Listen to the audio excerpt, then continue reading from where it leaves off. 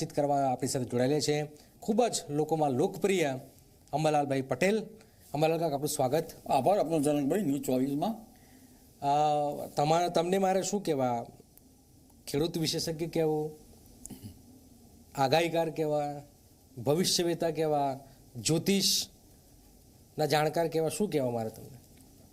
માત્ર જાણકાર જ. જાણકાર. તો દાદા, મૂળ જે વાત છે કે આપણે ઠંડી 15 દિવસ વહેલા આવી ગઈ. શું હવે એમ માની લઈએ કે ભાઈ બધી સિઝન છે 15 દિવસ વહેલા આવી રહી છે? વરસાદ વહેલો, ઠંડી વહેલી, ગરમી વહેલી. ફેબ્રુઆરીમાં તો આપણે 15 ફેબ્રુઆરી તો બહુ આકરો તાપ જોઈએ છે. તો આવનારું જે નવું વર્ષ છે એનો વર્તારો તમે કઈ રીતે? ઠંડીથી શરૂઆત થઈ રહી છે આપણે ત્યાં. ઠંડીની શરૂઆત જોઈએ તો આ વખતે ઓક્ટોબર માસમાં પશ્ચિમી વિક્ષોભ આવ્યો. અચ્છા. અને પશ્ચિમી વિક્ષોભ સામાન્ય રીતે નવેમ્બરમાં આવતા હોય છે.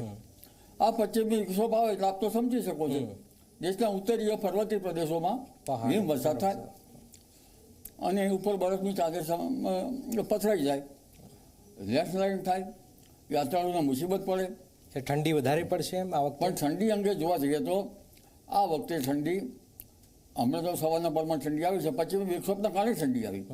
હવે લગભગ 17-18 તારીખે મહત્તમ ઉષ્ણતામાન કેટલાક ભાગમાં 34 ડિગ્રી 34 ડિગ્રી સેલ્સિયસ જેવું થઈ જવાની શક્યતા રહે છે હજુ. અને 23મી ઓક્ટોબરથી ઠંડા પવનો ફૂંકાશે. 23મી માની લો કે બેસતા વર્ષની શરૂઆત છે એ ઠંડા પવનોથી થશે. અલબત્ત બેસતા વર્ષની શરૂઆત ઠંડા પવનોથી થશે એ તો બરાબર છે, પણ વાદળવાયુથી પણ થશે. તારીખ 27, 29, 30 સુધીમાં વાદળવાયુના માવઠા જેવું હવામાન થઈ જવાનું છે. શિયાળામાં વરસાદ પડશે. શિયાળામાં વરસાદ પડવાનું મુખ્ય કારણ અરબી સમુદ્ર છે એ 17મી લગભગ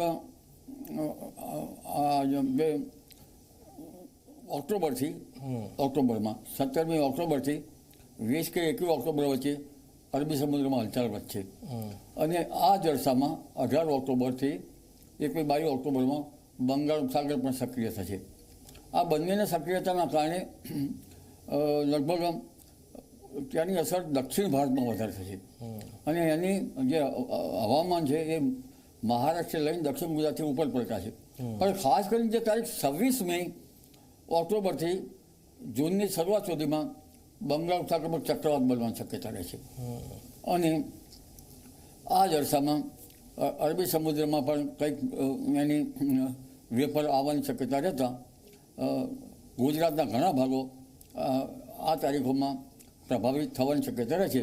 એટલે આપણે એમ જોવા જઈએ કે 18મી ઓક્ટોબરથી 30મી ઓક્ટોબર વચ્ચે ગુજરાતમાં બેસતા વર્ષ પછીમાં માવઠા જેવું થઈ જવાની શક્યતા રહે.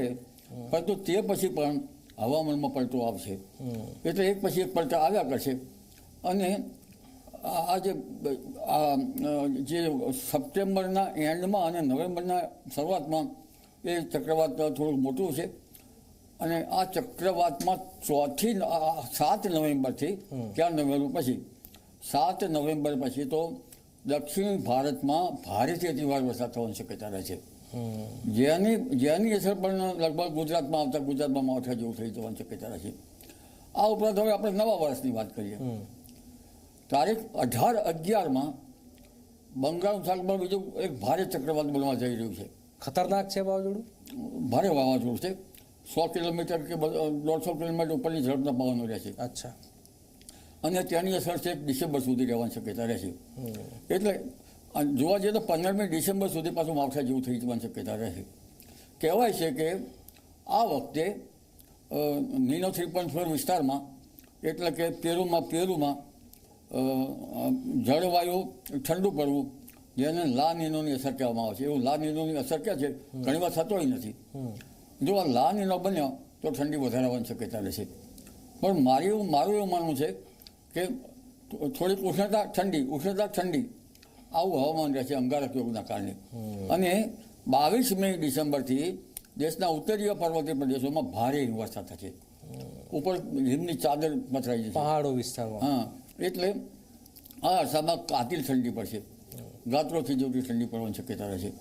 પણ આપણે એમ કહીએ છીએ કે ઉત્તરાયણ પછી ઠંડી ઘટી જાય. એ તો ઘટે જ છે મોટાભાગે ઉત્તરાયણ પછી. પરંતુ 11મી જાન્યુઆરીથી ઠંડી આવશે અને ઉત્તરાયણ પછી પણ લગભગ કાંટાને કંપાવે એવી ઠંડી આવશે. ઓહો, ઉત્તરાયણમાં તડકા વચ્ચે અચ્છા. તડકોય લાગશે અને ઠંડી આવશે. એટલે આ ઠંડી છે એ દોર લગભગ ફેબ્રુઆરી સુધી રહેશે, પણ 10-12 ફેબ્રુઆરીમાં થોડીક ઠંડી કંઈક કંશે રહેશે. પણ એ ફેબ્રુઆરી પોષ મહિનામાં હિમ ના પડે એ જોવું રહ્યું. અને ઉનાળો આ વખતે બહુ ગરમી રહેશે આ વખતે. ઉનાળામાં ગરમી પડવાની શક્યતા અંગારકના કારણે ગણી શકાય. બિલકુલ. આ બધા લોકોને વરસાદમાં બહુ રસ હોય છે, તો આ વખતે વરસાદ શું છે? આ વખતે નવો વર્તારો અંબાલાલ કાકા શું કહે છે? કેવો છે વરસાદ આ વખતે? માગશર સુદ બીજે ચંદ્ર જ્યારે પૂર્વાષાઢા નક્ષત્રમાં આવે ત્યારે વરસાદનો ગર્ભ બંધાય છે. કારતક સુદ બારે છે, આકાશ રક્તવર્ણનું થાય ત્યારે તે ગર્ભ બંધાવવાની પ્રક્રિયા શરૂ થઈ ગઈ છે. અને ત્યાં રક્તવર્ણનું બાર છે આકાશ જણાવવું જોઈએ. અને જે માગશર સુદ બીજનો જે ગર્ભ છે એ સાવન માસથી ગણવાનું નક્ષત્રથી. પૂર્વાષાઢા નક્ષત્ર પાછું 195માં દિવસે આવે, નહીં 193માં દિવસે આવે. 6.5 મહિને વર્ષે. પણ આ ગર્ભ પૃષ્ઠ થવો જોઈએ. ખાલી કાતરા થઈ જાય તો એ ન ચાલે. એની અંદર 4 થી 5 જાતના જે છે એના પરિણામ, એના ઓબ્ઝર્વેશન છે 4 થી 5. જેમ છે પવન છે, કેટલાકમાં એની ગતિ છે, પરિવેશ છે, ઘણા ચિહ્નો છે. એ ચિહ્નોથી પંચ પરિણામયુક્ત ગર્ભ હોવો જોઈએ, તો એ ગર્ભ પરિપક્વ થયો ગણાય. અને શિયાળામાં 10 ચિહ્નો હોવો જોઈએ, જેમ કે વરસાદના કંઈક છાંટા પડવા, મેઘધનુનું દેખાવું, પરિવેશ થવો, અને કંઈ છે વાયુ ચાલવો. એટલે એવા 10 ગર્ભના ચિહ્નો છે. એ ગર્ભના ચિહ્નો પણ પૃષ્ઠ થવા જોઈએ. આ તો થઈ શિયાળાની વાત. પણ કેટલા અમુક દોણ વરસાદ થઈ જાય, એક અષ્ટમાંશ ખરા માપ દોણનું હતું, તો એ વરસાદનો ગર્ભ ગળી ગયો ગણાય. માગશર મેલો, ચૈત્ર ચોખ્ખો જોઈએ એવું કહેવાય છે. અને વૈશાખ વીજ વેલો જોઈએ. વીજ વેલો એટલે વીજળીના કડાકા ધડાકાવાળો જોઈએ. આ વખતે વૈશાખ વીજ વેલો રહેવાની શક્યતા છે.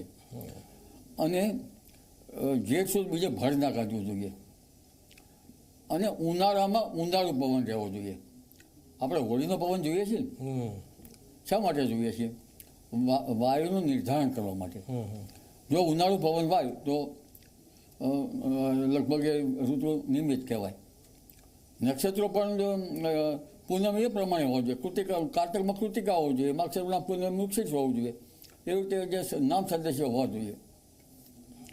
અને પૂનમે જો પશ્ચિમનો પવન વાય, નૈઋત્યનો પવન વાય, તો લગભગ પહેલો વરસાદ આવી અને પછી વચમાં વાયરું કાઢે ના આવે. અગ્નિખોળાનો પવન સારો નથી ગણાતો. અને જો ઉત્તરનો પવન આવે એ વખતે, બધા પવનની ચર્ચા નહીં કરીએ, તો શિયાળો, હોળી આમ લાગે કે શિયાળો જાય, હોળી ઠંડી તાપી ન જાય. અને અખાત્રીજનો પવન જે પરોળીય જોવામાં આવે છે, એટલે પરોળીય પવન પાછો આ પ્રમાણે જોવાનો. પરંતુ તમને ખબર છે, પાણી ઉપર ચડે તો વરસાદ સારો આવે. ખ્યાલ છે તમને? પાણી કઈ રીતે ઉપર ચડે? ઉનાળા પાનખર ઋતુમાં પાન ઘડી જતા હોય છે, બિલકુલ વન કોરાતા હોય છે. એટલે ગરમી પડે એટલે પાણી ઉપર કેશાકર્ષણનો પેલો નિયમ છે ને, મૂળ વાળે ઉપર પાણી આવે ને, ઉપર જમીન તરફ મૂળ, એટલે એમાં ધારો કે લીમડાને ખાસ ટીસ્યુ આવી, બીજાને ટીસ્યુ આવી, તો આ ટીસ્યુ ફૂટવું એટલે એવું ફૂટવું. તો આવી રીતે વન ખોરાય તો વરસાદ સારો આવે. પણ એક જૂનો કૂવો ખબર છે? કૂવો જૂનો, એમાં લગભગ અખાત્રીજની સાંજે એક ઇંચ પાણીની સપાટી સુધી એક ઇંચ બાંધી દેવાની. પાણી સપાટી હોય ને તે પાણીમાં ભીની ના થાય ત્યાં. અને બીજા દિવસે જઈને જોવાનું, જો ઇંચ પલળી ગયું હોય તો પાણી ઊંચા આવે, તો ચોમાસું સારું આવ્યું એમ ગણાય છે. આ બધા ચિહ્નો છે ને વર્ષા વિજ્ઞાન છે, પ્રાચીન વર્ષા વિજ્ઞાનના.